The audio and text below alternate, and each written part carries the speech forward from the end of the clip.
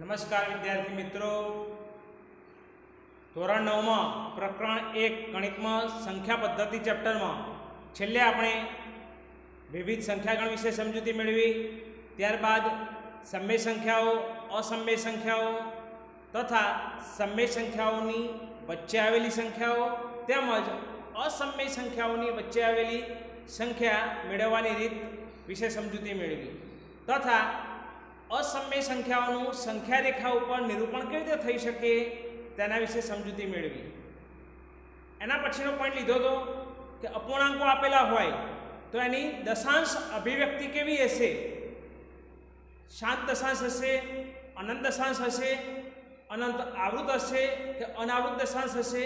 આ બધા વિશે ઉદાહરણો જોયા હતા, સમજાવ્યા હતા. હવે આજના પોઈન્ટમાં આજે જોઈએ કે દશાંશ સંખ્યા આપેલી હોય તો એને P/Q સ્વરૂપમાં કઈ રીતે દર્શાવી શકાય એના વિશેની સમજૂતી મેળવીએ.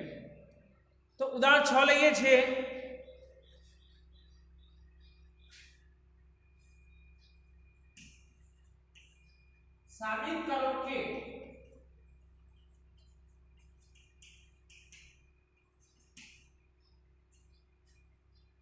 સાબિત કરો કે 3.142678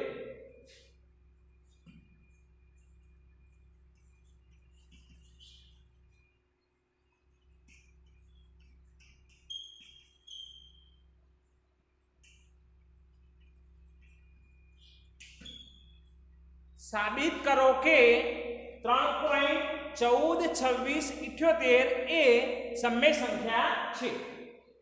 તો સમય સંખ્યા કોને કહેવાય? જે સંખ્યાને P/Q સ્વરૂપમાં દર્શાવી શકતા હોય, જ્યાં અંશમાં P હશે, છેદમાં Q હશે. P એટલે શું? તો કે પૂર્ણાંક સંખ્યા હશે અને Q એટલે શું? તો કે શૂન્યેતર પૂર્ણાંક હશે, શૂન્ય સિવાયનો પૂર્ણાંક હશે એવી સંખ્યા. તો જો એવી રીતે દર્શાવી શકીએ તો સમય સંખ્યા કહેવાય. અહીંયા દશાંશ છે તો જોઈ જોઈએ P/Q સ્વરૂપમાં લખી શકાય કે ના લખી શકાય.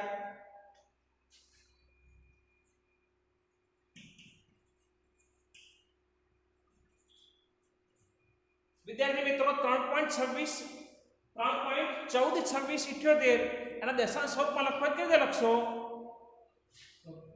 3142678 અપોન છેદમાં કેટલા આવશે? દશાંશ ચિહ્ન કાઢી નાખ્યું. દશાંશ ચિહ્ન કાઢી લઈએ તો શું આવશે? તો દશાંશ ચિહ્ન પછી કેટલા આંકડા છે એટલા મીંડા એકના પાછળ મૂકવાના થાય. તો નીચે એકના પાછળ કેટલા મીંડા મૂકશો? તો દશાંશ ચિહ્ન પછી 1 2 3 4 5 6 મીંડા મૂકીશું. એનું કારણ તમે જાણતા હશો. દાખલા તરીકે 3.5 હોય તો આપણે શું કરીએ છીએ? તો 35 પોઈન્ટ પછી કેટલા આંકડા છે? 1. તો એકના પાછળ એક મીંડું મૂકીએ છીએ. 3 પોઈન્ટ ધારો કે 12 હોય તો શું કરીએ છીએ? તો 312 ભાગ્યા દશાંશ ચિહ્ન પછી કેટલા આંકડા છે? 2. તો એકના પાસે કેટલા મીંડા મૂકીએ છીએ? 2 મીંડા. એ જ પ્રમાણે દાખલા તરીકે 5.078 લખેલા હોય તો 5078 ભાગ્યા પોઈન્ટના પછી કેટલા આંકડા છે? 1 2 3.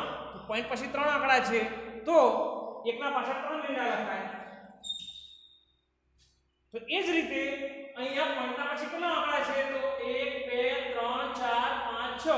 પોઈન્ટ પછી 6 અંક છે તો એકના પાછળ 6 મીંડા. 1 2 3 4 5 6. એકના પાછળ 6 મીંડા દર્શાવીશું. તો આ દશાંશ સ્વરૂપમાં લખ્યું. સોરી, દશાંશ ચિહ્ન પરથી અપૂર્ણાંક સ્વરૂપે લખ્યું. હવે જો આ સ્વરૂપ કેવું છે? P/Q છે કે નહીં? આ P કહેવાશે, આ Q કહેવાશે. તો બંને કેવી સંખ્યાઓ છે? અપૂર્ણાંક છે, પૂર્ણ સંખ્યા છે. ના કેવી છે? શૂન્યેતર પૂર્ણાંક છે, શૂન્ય સિવાયની પૂર્ણાંક સંખ્યા છે. તેથી આપેલ સંખ્યા સમય સંખ્યા છે. આ સ્વરૂપ P/Q સ્વરૂપનું સમાધાન કરે છે. તેથી 3.1426 એ સમમેય સંખ્યા છે. ઓકે, નોટમાં આ ઉદાહરણ ગણી લેજો.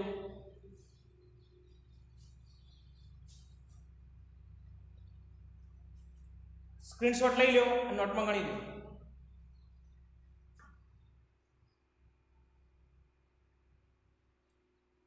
હવે ઉદાહરણ 7 જોઈએ.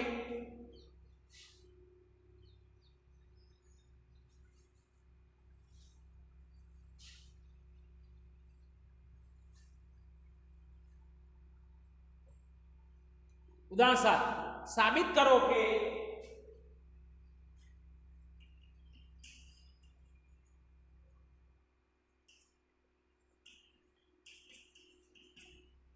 સાબિત કરો કે 0.312 ને P/Q સ્વરૂપમાં દર્શાવી શકાય છે.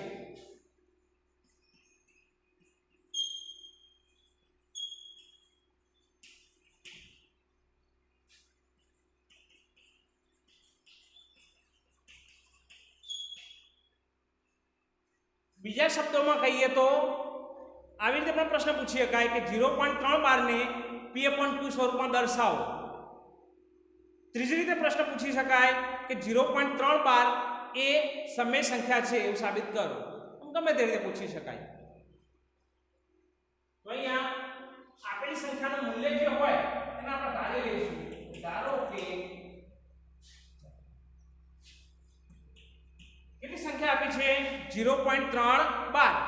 તો 0.312 નું મૂલ્ય કોના જેટલું છે? x ના જેટલું છે એવું માની લઈએ. કોઈક તો મૂલ્ય મળશે ને, એ મૂલ્યને આપણે શું કહી દઈએ? x. 0.312 નું મૂલ્ય x છે એવું ધારી લઈએ. તો તેથી x બરાબર હવે 0.312 એટલે શું? 0.12 નો મતલબ શું થાય કે આ દશાંશ આવૃત દશાંશ છે. 3 3 3 3 3 કેવો હશે? અનંત આવૃત. 3 નું પુનરાવર્તન થાય છે અનંત સુધી. આ પ્રમાણ મળશે. હવે બંને તરફ, ડાબી અને જમણી બંને તરફ 10 વડે ગુણીએ. તો કેમ 10 વડે ગુણવાનું? એનું કારણ છે કે દશાંશ ચિહ્ન પછી કેટલા અંકનું પુનરાવર્તન થાય છે? તો એક જ અંકનું પુનરાવર્તન થાય છે. જો માત્ર 3 નું પુનરાવર્તન થાય છે તો 1 નું પુનરાવર્તન થતું હોય તો એકના પાસે 1 બિંદુ લગાવીએ તો કેટલા થાય? 10. તો 10 વડે ગુણવાના. તો બંને તરફ 10 વડે ગુણતા. તેથી 10 ગુણ્યા x બરાબર 10 ગુણ્યા 0.3333 સુધી. ઓકે, તો તેથી 10 ગુણ્યા x એટલે કેટલા થાય? 10 ગુણ્યા x 10x બરાબર આ સંખ્યાને આમ 10 વડે ગુણીએ તો શું થશે?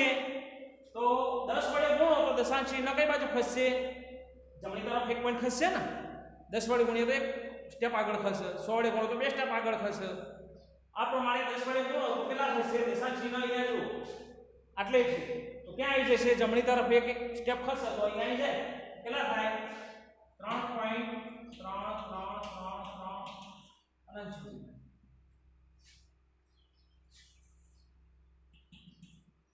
આ પ્રમાણે થશે.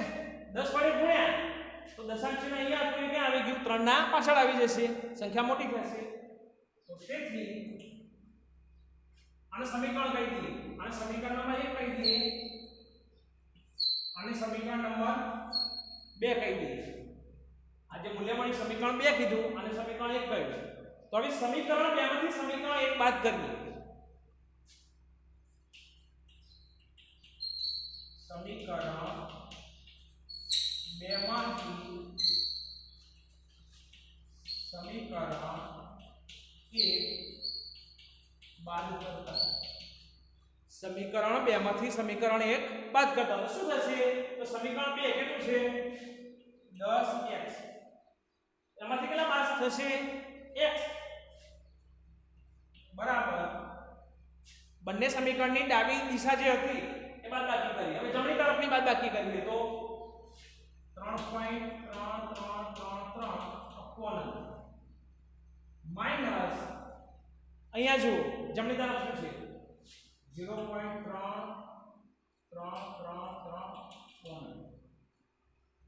ઓકે. બંનેની ડાબી બાજુ બાદ કરી, બંનેની જમણી બાજુ બાદ કરી બંને સમીકરણની. તો તેથી 10x - x એટલે કેટલા થાય? 9x બરાબર. હવે આ બંનેની બાદબાકી કરીએ તો શું થાય? જોઈ લો. 3.3333 હોય માઈનસ 0.3333 બાદ કરીએ તો શું આવે? બંને બાદબાકી કરો શું થાય? કેટલા આવશે? જો 0 0 0 0 3 માંથી 0 જાય મતલબ 3.000 એટલે શું કહેવાય? 3 જ કહેવાય ને. 3 પાછા પોઈન્ટ 0000 લખી જઈએ તો શું કહેવાશે? 3 મતલબ કેટલા આવશે? તેથી x બરાબર આ 9 અહીંયા x ની સાથે ગુણાકારમાં છે, જમણી તરફ લોટ ક્યાં આવશે? ભાગાકારમાં. 3 ભાગ્યા જો હવે પણ તો શું થાય? 3 ગુણ્યા 1 અને અહીં શું થાય? 3 ગુણ્યા 3 3 3 ન થાય? 3 3 ઉડી ગયા કેટલા વાગ્યા? 1 3 આ બંને સમઅપૂર્ણાંક થયા.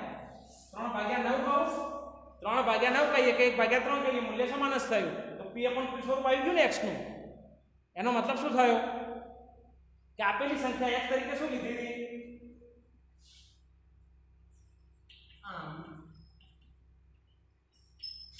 આપેલ સંખ્યા x બરાબર 0.32 0.32 એટલે કેટલા? 3.9 બરાબર કેટલા? 1/3 ને p upon q સ્વરૂપમાં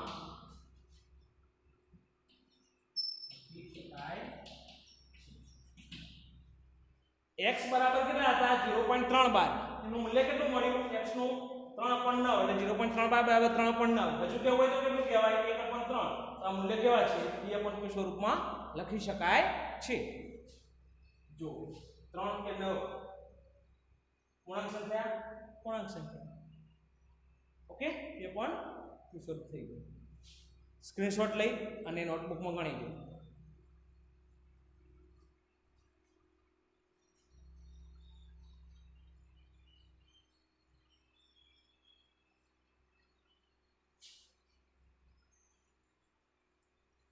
હવે ઉદાહરણ 8 જોઈએ.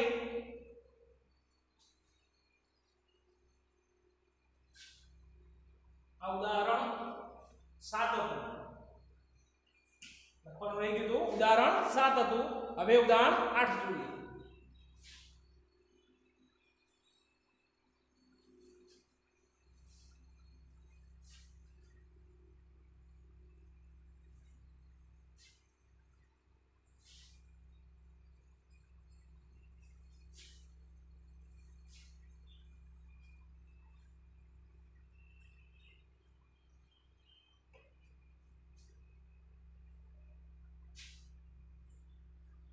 ઉદાહરણ 1.27 બાર 1.27 બાર ને p upon q સ્વરૂપમાં લખો. 1.27 બાર ને p upon q સ્વરૂપમાં લખો. તો અહીંયા જુઓ શું વિશેષતા છે આગળના દાખલા કરતા? પહેલામાં 0 પોઈન્ટ સંખ્યા હતી, અહીંયા કેટલા છે? 1 પોઈન્ટ છે. બીજી બાબત, પોઈન્ટ પછી એમાં એક અંકનું પુનરાવર્તન થતું હતું. અહીંયા 0.27 બાર એટલે 27 27 27 નું પુનરાવર્તન થતું છે, મતલબ બે અંકોનું પુનરાવર્તન થાય છે. તેના માટે શું કરીશું? તો ધારો કે x બરાબર 1.27 બાર 1.27 બારનું મૂલ્ય કેટલું ધારી લીધું? x જેટલું ધાર્યું. હવે તેથી 27 બાર એટલે શું? 27 બાર નો મતલબ શું થાય? 27 27 27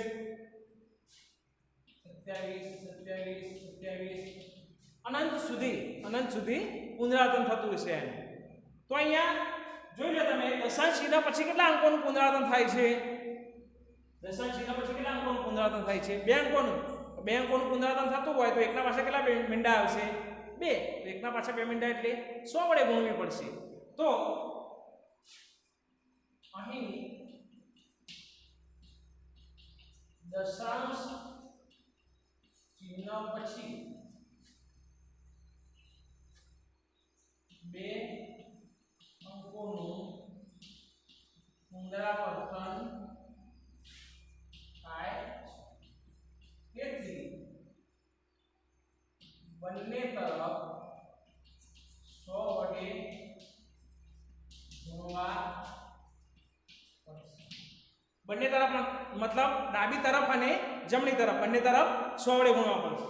તો તેથી ચલો અને ગુણીએ. કેટલા વડે ગુણીએ?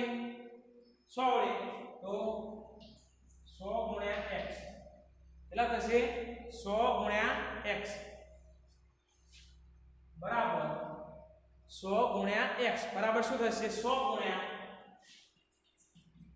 1.27 તો હવે શું થશે? તેથી 100 ગુણ્યા x એટલે કેટલા? 100 ગુણ્યા x મતલબ કેટલા થાય? 100x થાય બરાબર. અહીંયા ગુણાકાર કરીએ તો કેટલા થશે? 100 વડે ગુણો તો પોઈન્ટ પછી અહીં 100 વડે ગુણશો તો કેટલા સ્ટેપ ખસશે? 2 સ્ટેપ કઈ બાજુ? જમણી તરફ દશાંશ ચિહ્ન ખસશે. તો 100 અહીંયા પોઈન્ટ છે, અહીંયા આવી જશે. આટલે પોઈન્ટ આવી જાય શું થાય? 127.27 અનંત સુધી 27 અનંત સુધી આવી જશે. તો આને સમીકરણ નંબર 1 કહીએ, આને સમીકરણ નંબર 2 કહીએ. તો સમીકરણ 2 માંથી સમીકરણ 1 બાદ કરીએ. હવે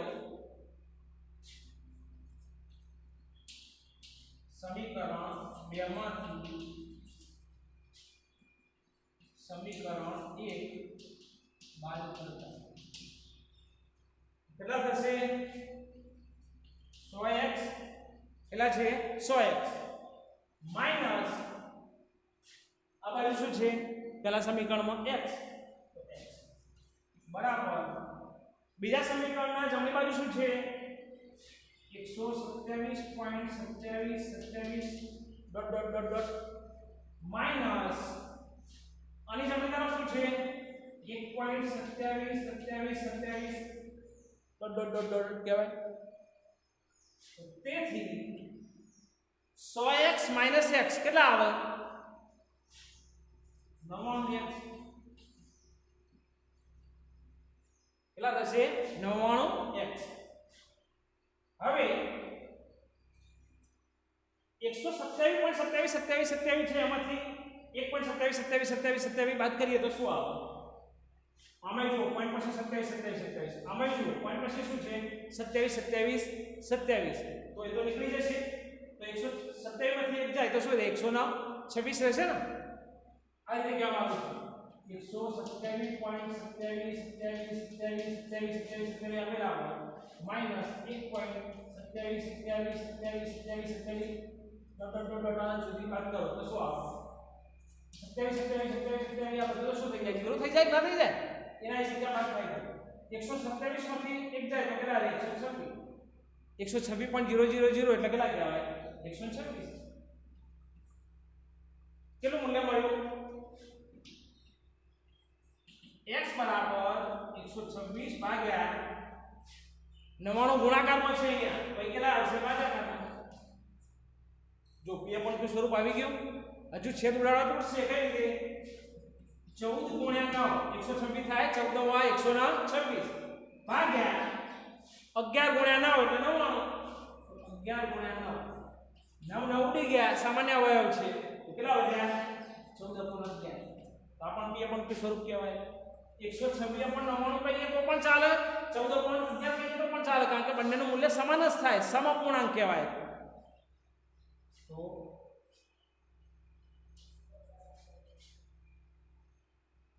1.2712 ને P/Q સ્વરૂપમાં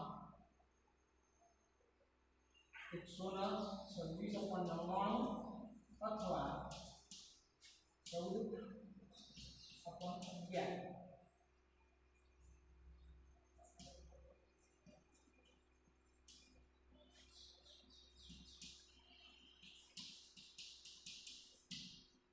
1.2712 ને P/Q સ્વરૂપમાં 126/99 અથવા 14/11 સ્વરૂપે લખી શકાય. બંને P/Q સ્વરૂપ જ છે, જે લખાય ચાલે, અર્થ એક જ થયું કહેવાય. સ્ક્રીનશોટ લઈ લો અને પછી નોટમાં આ દાખલો ગણી દો.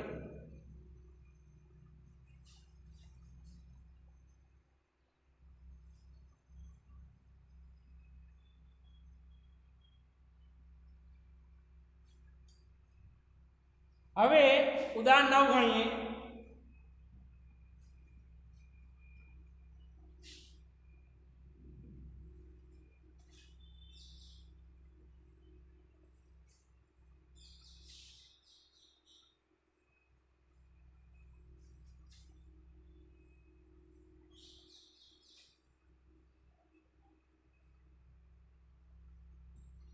ઉદાહરણ સંખ્યા લઈએ 0.235 બાર.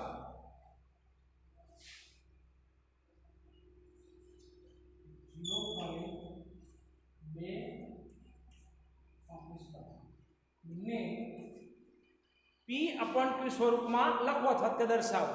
અહીંયા જોજો ખાસ, જો જેટલા મેં ઉદાહરણ લીધા દરેકમાં વિવિધતા હતી.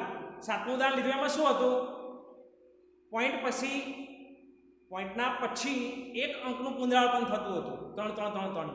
એના પછીનું ઉદાહરણ લીધું એમાં શું હતું? પોઈન્ટના પહેલા 0 નહોતો, 1 હતો, અને પોઈન્ટના પછીના જે અંકો હતા એમાં બે અંકોનું પુનરાવર્તન થતું હતું. જ્યારે અહીંયા તમે જુઓ, પોઈન્ટના પછી જે અંકો આપ્યા છે એમાં લખ્યા અમે 3 અંક, પણ સમજવા જેવો દાખલો છે, બેનું પુનરાવર્તન થતું નથી, માત્ર 35 35 35 એનું પુનરાવર્તન થાય છે. બેના ઉપર 12 ની નિશાની કરી નથી, એટલે સમજવા જેવો દાખલો છે. કોને કઈ રીતે ગણાય સમજીએ.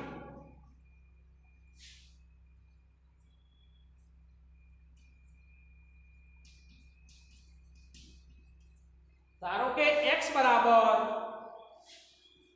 0.235 બાર, 35 ના ઉપર 12 છે. તેથી x બરાબર શું થશે? તો 0.2 ના ઉપર 12 માંથી 2 ટાઈમ રહેશે. 35 ના ઉપર 12 છે તો 35 નું પુનરાવર્તન થાય છે. 35 35 35 આ પ્રમાણે સંખ્યા આવશે. 2 નું પુનરાવર્તન થતું નથી, માત્ર 35 35 35 નું પુનરાવર્તન થાય છે. તો અહીંયા જુઓ,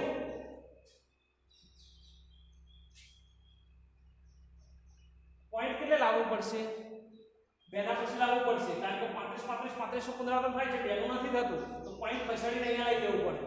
તો પોઈન્ટ આટલે લઈ દેવું હોય, પછીના સંખ્યા જૂથનું પુનરાવર્તન થાય છે, 2 નું નહીં થતું, તો 2 ના પછી પોઈન્ટ લઈ દેવું પડે. ટૂંકમાં જે અંકોનું પુનરાવર્તન થતું હોય એટલે પોઈન્ટ લઈ દેવું પડશે. તો કેટલા? 35 35 નો થાય તો પોઈન્ટ અહીંયા લાવવું પડે. જેનું પુનરાવર્તન નથી થતું એ અંકના પાછળ રહેશે પોઈન્ટ, જેનું પુનરાવર્તન થાય છે એના આગળ રહેશે પોઈન્ટ. તો 35 35 35 નું પુનરાવર્તન થાય છે તેની આગળ એટલે આટલે રહેશે. 2 નું પુનરાવર્તન નથી થતું તો 2 ના પાછળ રહેશે. આ રીતે લાવવાનું. તો પોઈન્ટ અહીંયા લાવવું હોય તો કેટલા વડે ગુણવા પડે? તો એક સ્ટેપ ખસેડવું હોય તો 10 વડે ગુણવા પડે. બંને તરફ 10 વડે ગુણતા 10 ગુણ્યા x બરાબર 10 ગુણ્યા 0.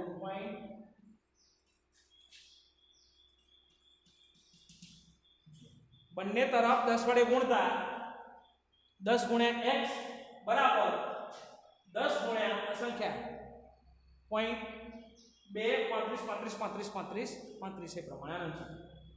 તેથી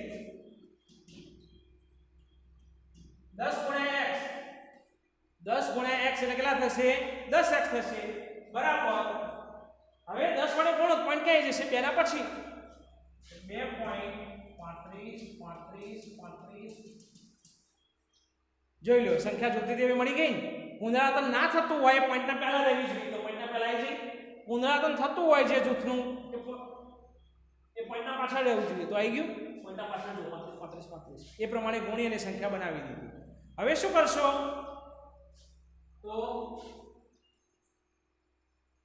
પોઈન્ટના પછીની જે સંખ્યા છે કેટલી સંખ્યાનું પુનરાવર્તન થાય છે તો 2 35 35 35 તો કેટલા વડે ગુણવા પડે હવે વળી પાછા ગુણવા પડશે 100 વડે ગુણવાનું. તો દશાંશ ચિહ્ન પછી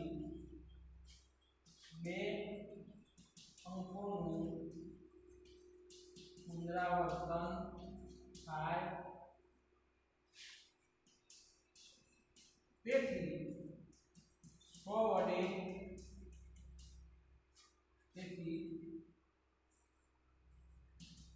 બંને તરફ 100 વડે ગુણતા. સમજો પોઈન્ટના પછી 2 અંકોનું પુનરાવર્તન થાય છે તો 2 અંકોનું પુનરાવર્તન થતું હોય એકના પાસે 2 મીંડા લગાવી દો કેટલા થાય 100 તો બંને તરફ 100 વડે ગુણવા આપો. તેથી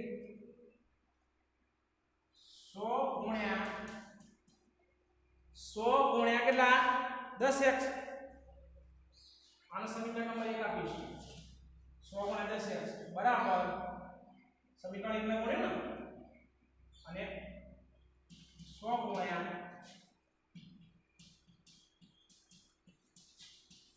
જો સમીકરણ 1 ના બંને બાજુ 100 100 વડે ગુણી દીધા તો તેથી કેટલા મળશે 100 ગુણ્યા 10x કેટલા થાય 1000x બરાબર.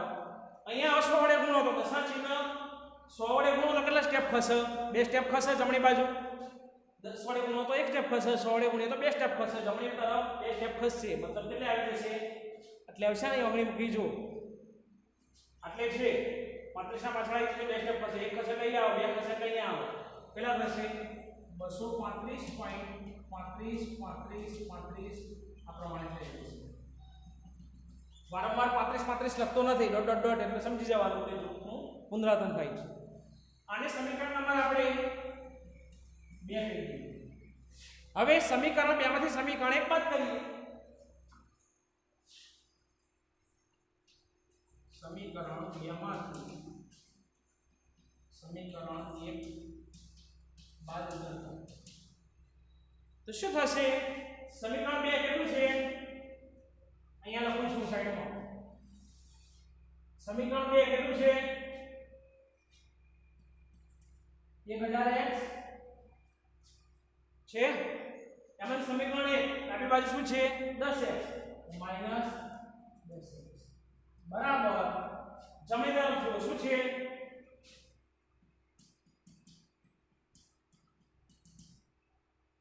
માઈનસ 235 છે માઈનસ અને જમણી તરફ શું છે 2.35 આ પ્રમાણે છે. તો તેથી 1000x માંથી 10x જાય તો શું વધે 990x બરાબર. હવે જો પોઈન્ટના પછી 35 અમે પોઈન્ટના પછી 35 તો એની બાદ બાકી કરો 0 0 થઈ જવાના. પોઈન્ટના પહેલાના અંકો 235 અહીંયા કેટલા છે 2 તો 2 બાદ કરો શું આવે 233. ખ્યાલ આવ્યો કે નહીં આ રીતે કહેવા માંગુ છું 235.35 dot dot dot minus 2.35 dot dot dot તો શું થશે આ બધું કેટલા થઈ જાય 0 થઈ જાય માઈનસ 235 ઓછા 2 તો કેટલા આવે 233 પણ 0 0 0 કોઈ પોઈન્ટ પછી 0 0 0 લખવાનો અર્થ રહેતો નથી તો કેટલું મૂલ્ય મળ્યું 233. તેથી x બરાબર શું થશે જો 233 ભાગ્યા 990 ગુણાકારમાં છે અહીંયા આવશે તો ભાગાકારમાં આવે જમણી તરફ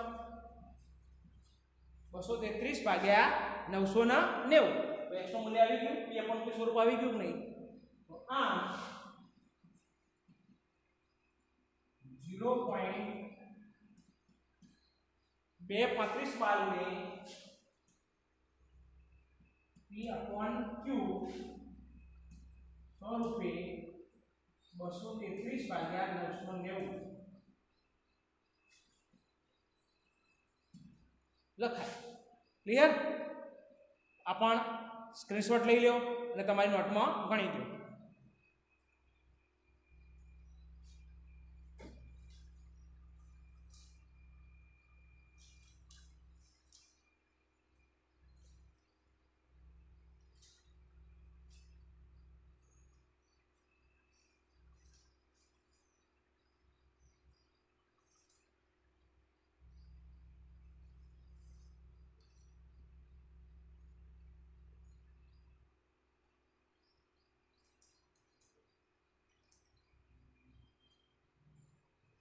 વિદ્યાર્થી મિત્રો, હવે સ્વાધ્યાય 1.3 ના દાખલા 1 થી 9 સુધી તમારે તમારી નોટબુકમાં ગણવાના. જે ના આવડે દાખલા એ તમે રફ નોટમાં ફરીથી ટ્રાય કરી જોવાનું. છતાં ના આવડે તો અહીંયા શાળામાં પણ તમે અથવા તો ફોન ઉપર તમે મને પૂછી શકશો. Okay, thank you.